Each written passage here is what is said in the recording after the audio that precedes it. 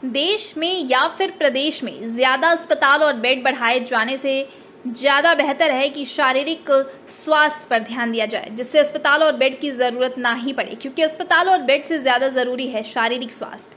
यह कहना है उत्तर प्रदेश की राज्यपाल आनंदीबेन पटेल का। उन्होंने यह बातें डॉक्टर राम मनोहर लोहिया आयुर्विज्ञान संस्थान के दूसरे स्थापना दिवस के अवसर पर इंदिरा गांधी प्रतिष्ठान में आयोजित समारोह के दौरान कही। राज्यपाल ने कहा कि शरीर स्वस्थ होगा तो हमें अस्पताल और बेड की जरूरत ही नहीं पड़ेगी। इसके लिए जरूरी है कि लोगों के अंदर जागरूकता हो, विशेषकर स्वास्थ्य के प्रति। उन्होंने कहा कि हमारे देश में जागरूकता की भारी कमी है, ऐसे में जागरूकता की आवश्यकता है। हम मरीजों की संख्या नहीं बढ़ाना चाहते, तो हमें चाहिए कि बच्चे का जन्म हो उससे पहले माता के साथ परिवार और मौजूद बच्चों के स्वास्थ्य का परीक्षण होना चाहिए, जिससे होने वाली या हो चुकी बीमारियों का समय रहते पता चल जाएगा और बीमारी का पता चलने से इलाज उस समय पर शुरू होगा। महिला और होने वाले बच्चे को स्वस्थ रखा जा सकता है। उन्होंने कहा कि मौजूदा समय में आबादी के हिसाब से हर घर पर डॉक्टर व नर्स नहीं पहुंच सकते। ऐसे में स्कूल में पढ़ने वाले स्टूडेंट को तैयार करना चाहिए, जिससे वह रक्तचाप जैसी बीमारियों का परीक्षण कर सकें और घर घर जाकर लोगों के उच्च रक्तचाप समेत अन्य बीमारियों की जानकारी हासिल कर सके। इससे आम लोगों के स्वास्थ्य का परीक्षण समय पर होगा और लोगों को शरीर के अंदर होने वाली समस्याओं का पता भी समय पर चल सकेगा और वह स्वस्थ जीवन बिता सकेंगे। स्थापना दिवस समारोह के अवसर पर उप मुख्यमंत्री ब्रजेश पाठक, पद्म भूषण डॉक्टर देवी प्रसाद शेट्टी, चिकित्सा शिक्षा प्रमुख सचिव आलोक कुमार, संस्थान के निदेशक doctor Sonia Nityanand, professor Nuzhat Hussain, professor SP Jain समेत चिकित्सक व छात्र छात्राएं उपस्थित रहे। राम मनोहर लोहिया हॉस्पिटल और बाद में यूनिवर्सिटी बनी और इसका दूसरा स्थापना दिन अब मना रहे हैं। और इस स्थापना दिन के अवसर पर हमारी निर्देशिका ने पिछले एक साल में ये इंस्टीट्यूट में क्या क्या काम हुआ है ये हमारे सामने रखा है और इसकी वजह से मैं आप सबको बहुत बहुत बधाई देती हूँ। जो आपका है वो तो आप करते रहते हैं, पढ़ाने का है, जांच करने का है, उसकी सेवा करने का है, रिसर्च करने का है, प्रबंधन करने का है, वो तो आप सब करते रहते हो। लेकिन इसके अलावा प्रजा की सेवा करना जो आप कर रहे हो और ऐसे 3 फैकल्टी को आपने सम्मान किया। शायद पहली यूनिवर्सिटी है जो फैकल्टी मेंबर्स को सम्मान कर रहा है। यहाँ की यूपी की जो 32 यूनिवर्सिटियां हैं, इसके कॉन्वोकेशन में मैं जाती हूँ तो जो स्टूडेंट्स को गोल्ड मेडल, सिल्वर मेडल मिलता है उसका तो सम्मान होता ही है, लेकिन फैकल्टी का सम्मान हो ये पहली बार हुआ है।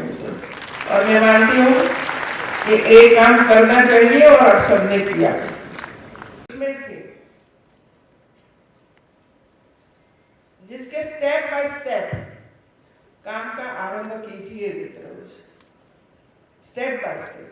और मैं मानती हूँ कि एक साथ चेंज करने में काफी कठिनाइयां आती हैं।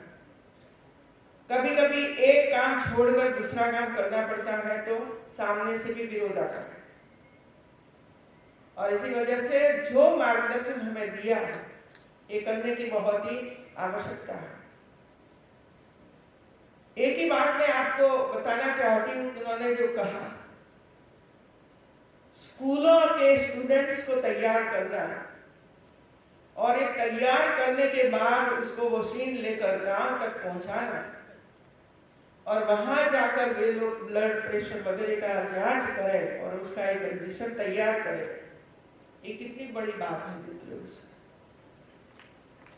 और 130 करोड़ की आबादी, हर घर कोई डॉक्टर नहीं पहुंचने वाला, हर घर कोई नर्स नहीं पहुंचने वाली है और इसी वजह से हमें ऐसा कुछ करना पड़ेगा कि जो शुरू से ही उसकी जांच हो जाए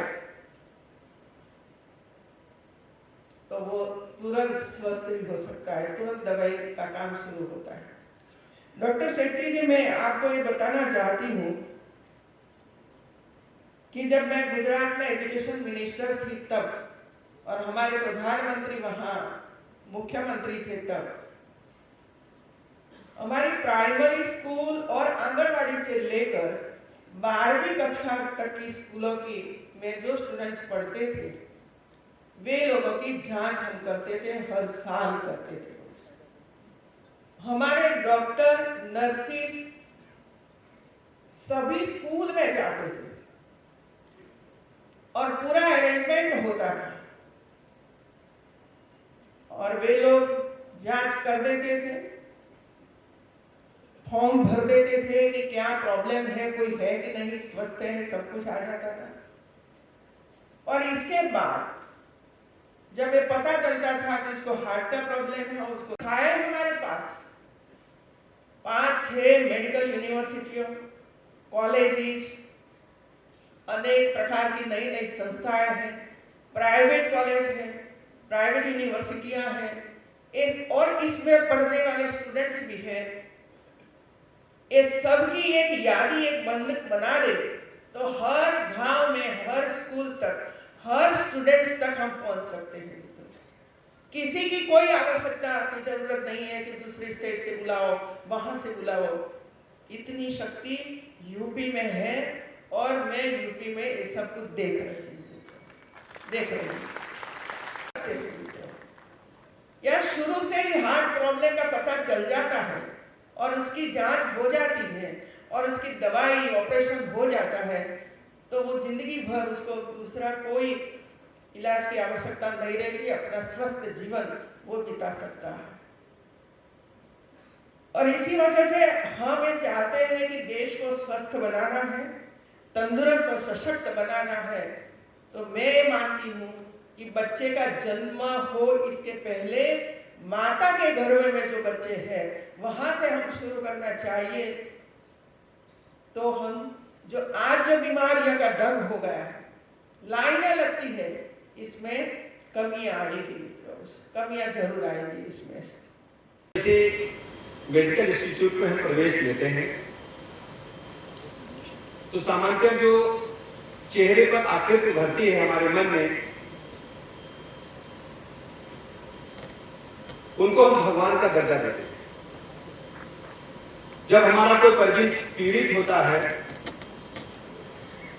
बीमार होता है, दर्द होता है, तो हम पहले भगवान को याद करते हैं, राम निकलता है, फिर उसके बाद चिकित्सक का नाम आता है, कौन जल्दी मेरा फोन पिक करेगा, किसके पास पहुंच जाए कि अपनी अम्मा को, दादी को, पिता को, भाई को, बहन को हम ठीक करा सकें।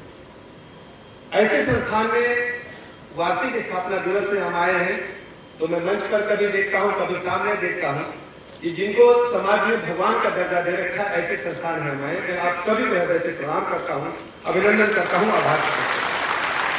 और मुझे ये कहते हुए बहुत गर्व है कि RML IMS उनमें से एक संस्थान है।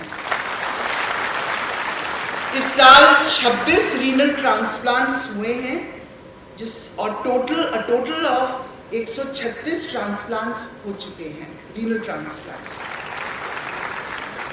सरकार ने एक एडवांस्ड न्यूरोसाइंसेस सेंटर की स्थापना के लिए वित्त घोषित किया है, और जिसमें निकट भविष्य में गामा नाइफ जैसे स्टेट ऑफ द आर्ट उपकरण होंगे। Government hospital. First of all, let me tell you why I am going to talk about the government hospital. If any state wants to transform the healthcare of their state, don't depend on private hospitals like ours. We will take care of people, but if you want to transform the healthcare, only government hospitals can do it.